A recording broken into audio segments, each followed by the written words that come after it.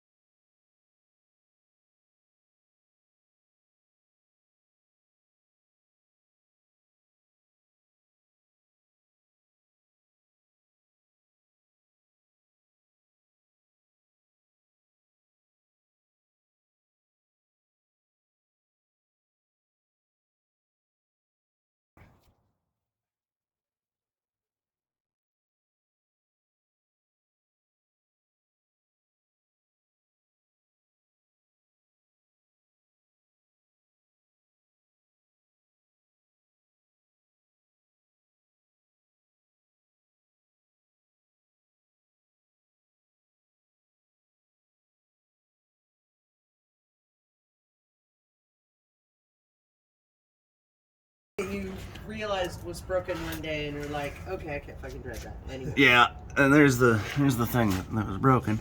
Better look at it.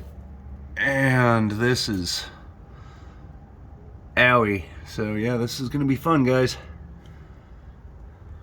See, there's what it should look like. See how it's attached? I think it's supposed to be there. We'll see if we can make it stay there. Okay. Yeah, and this is what should not happen with an independent front suspension. Ooh, the more I dig into this, the more I just keep finding more and more. You can see right where it ripped right off from the front. I don't know if it took a hit, which I'm pretty sure it didn't, because I'm the only one that ever drives it. But it was pulling to the left really, really bad for a while, and I think this explains why. I just hope that we can get that in there. I want to gusset it.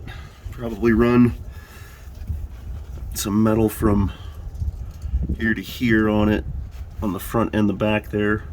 Maybe do the same over there onto that passenger one, just to, for paranoia's sake. And I just hope that the metal in the inside of this is still good. I don't know if I should cut that out or not and re-weld it, but that's where I'm going to be making some decisions here soon. But yes, that's not good at all.